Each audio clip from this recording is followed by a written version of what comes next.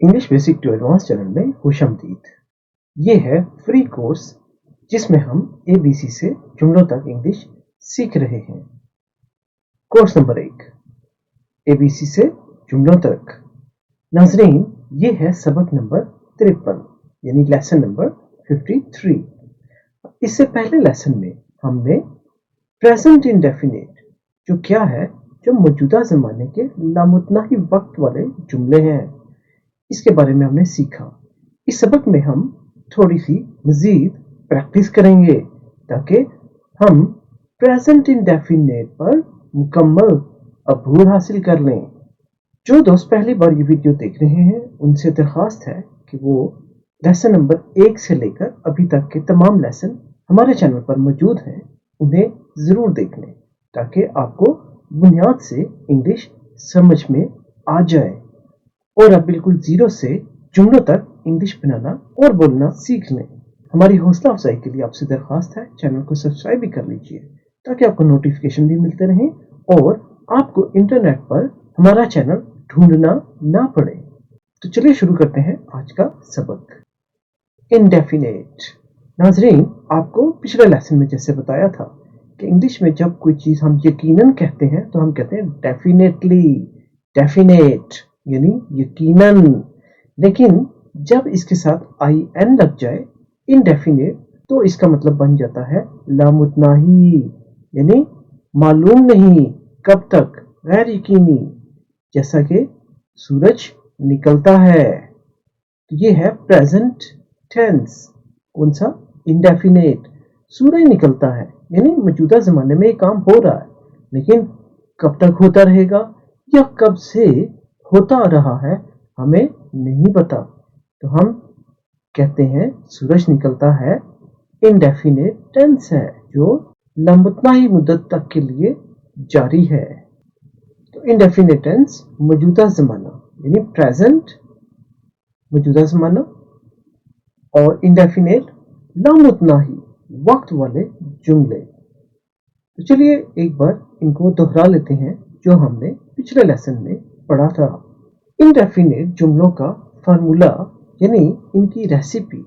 Present indefinite कैसे बनेगा? पहले आएगा सब्जेक्ट, वो बंदा जो काम कर रहा है या वो कोई भी चीज जो काम कर रहा है वो होगा सब्जेक्ट। उसके बाद आएगी वर्ब की पहली फॉर्म, और ये भी हमने लेसन नंबर 47 में पढ़ी थी। फिर उसके बाद ऑब्जेक्ट आएगा यानी जिस चीज पर काम हो रहा हो या जिसके मुतालिक काम कर रहा है कौन? सब्जेक्ट। तो हम इसको मिसालों के साथ मजीद समझते हैं। प्रेजेंट इंडेफिनेट, ये हो गया formula, subject, verb first form, फिर ऑब्जेक्ट। अब मिसालें। मिसालें कौन सी है? हमने पढ़ा था अली खत लिखता है, तो यहाँ पे आएगा अली जो सब्जेक्ट है, राइट्स। यहाँ पर एस का इजाफा किया, ये भी आपको मुश्किल ना हो जाए लेसन, इसलिए नहीं बता रहे। आने वाले लेसन में आपको समझा दिया जाएगा कि भला यहाँ पर राइट आना चाहिए, तो ये राइट्स एस क्यों लग गया? तो राइट है यहाँ पर वर्ब, तो अली राइट्स, और ऑब्जेक्ट है लेटर क्योंकि अली खत पर काम कर रहा है। अगला जुमला देखा हमने, हम क्रिकेट खेलते हैं, वी हम जो है सब्जेक्ट, वर्ब यहाँ पर है प्ले खेलना, क्रिकेट खेलना, तो वी प्ले हम खेलते हैं, ऑब्जेक्ट है यहाँ पे क्रिकेट, हम क्रिकेट खेलते हैं। ठीक है। एक और जुमला हमने देखा था, मैं एक सेब खाता हूँ, आई सब्जेक्ट हो गया, ईट वर्ब है जिसका मतलब है खाता हूँ, और ऑब्जेक्ट है एप्पल, एन एप्पल एक सेब, एक के लिए ए भी लगेगा या एन भी लग सकता है, ये भी आपको आने वाले लेसन में समझा दिया जाएगा। फिलहाल आप इस बात पर गौर करें कि आई ईट एन एप्पल, मैं एक सेब खाता हूँ। नोट कीजिए यहाँ पर ता है, ते हैं, ता हूँ, जहां पर भी ये ता आ जाए आप समझ जाइए ये इंडेफिनिट है, और है ये जाहिर कर रहा है प्रेजेंट। द इंडेफिनिट है प्रेजेंट, यानी मौजूदा ज़माने का काम है ये। क्रिकेट खेलते हैं, मौजूदा ज़माने में काम हो रहा है ये। सेब खाता हूँ, ये भी मौजूदा ज़माने में है, खाता हूँ। चलिए चल और मिसालें भी देख लेते हैं। ये हो गया प्रेजेंट इंडेफिनिट, ये है इसका फार्मूला और कुछ मज़ीद मिसालें। पहली मिसाल देखिए, सना मेरी मदद करती है। अब यहाँ पर सना तो हो गया सब्जेक्ट, जो एक लड़की का नाम है सना। अब वर्ब है यहाँ पर हेल्प।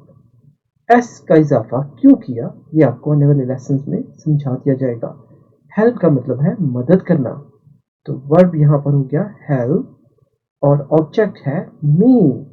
सना हेल्प्स मी, सना मदद करती है मेरी।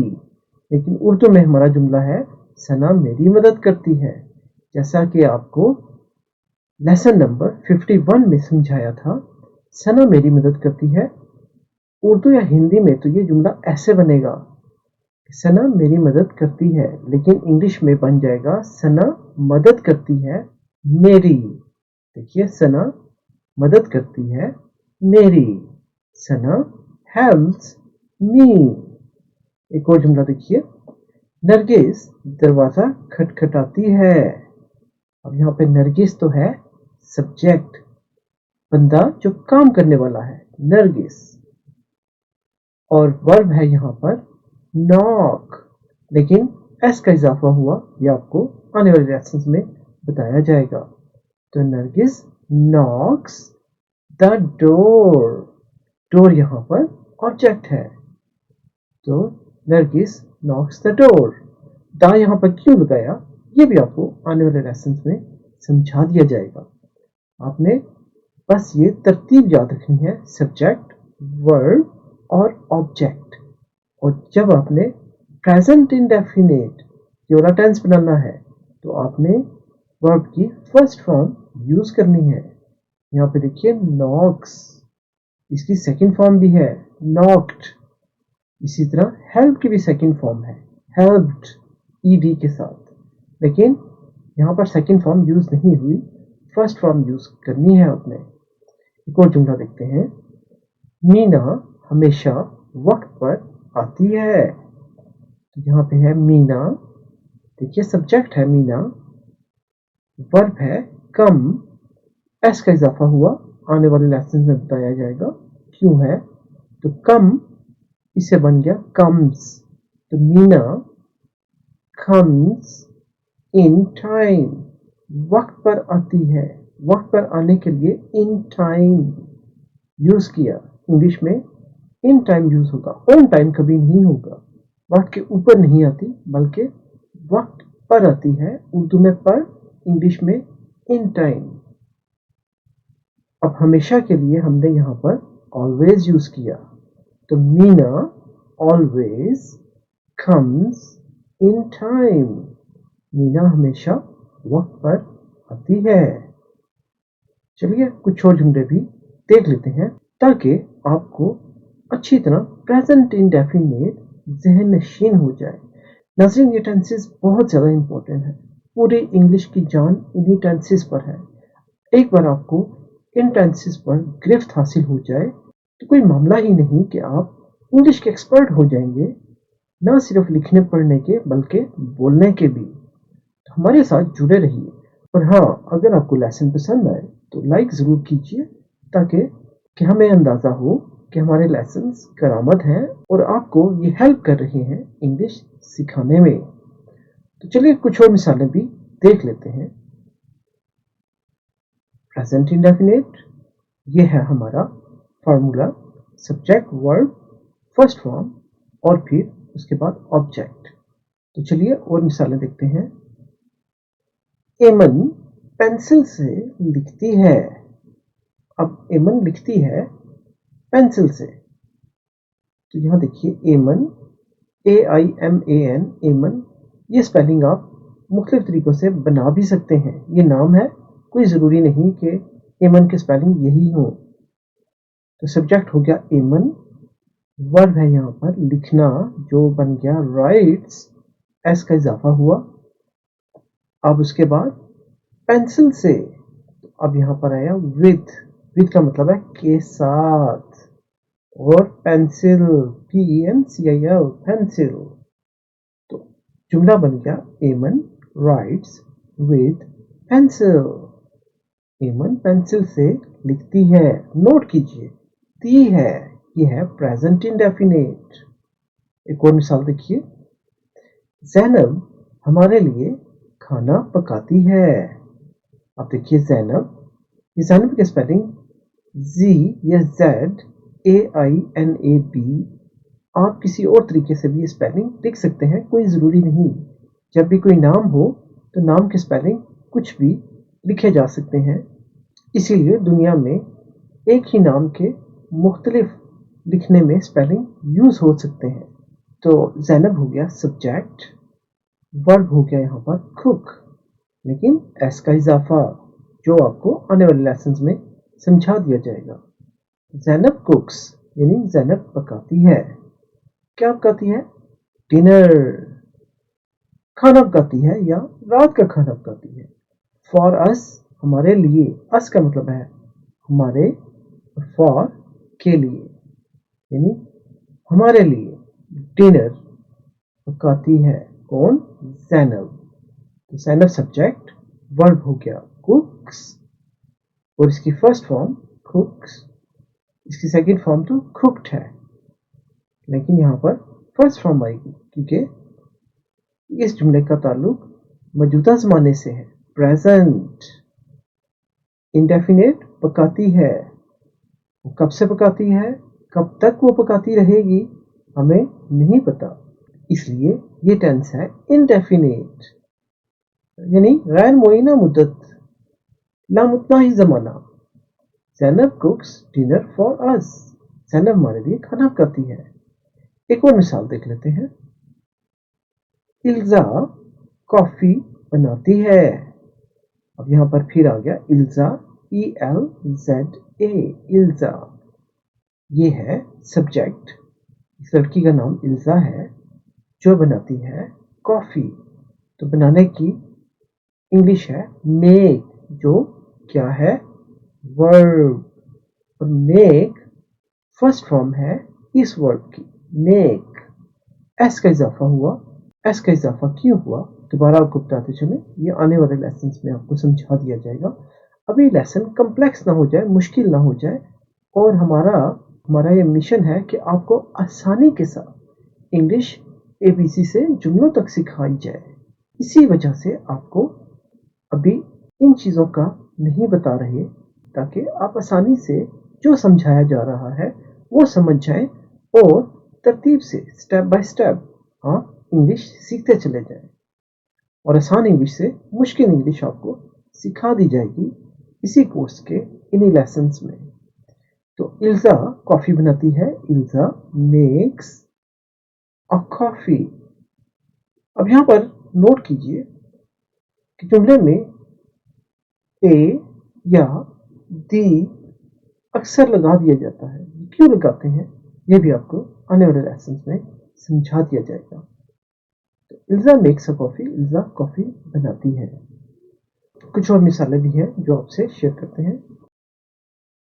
मेरी माँ मुझे जगाती है, इसकी इंग्लिश मेरी माँ, माय मदर। देखिए माय मेरी, मदर माँ। वेक्स जगाने की इंग्लिश है वेक, जो कि वर्ब है, और एस क्यों आया ये आपको आने वाले लेसन में समझा दिया जाएगा।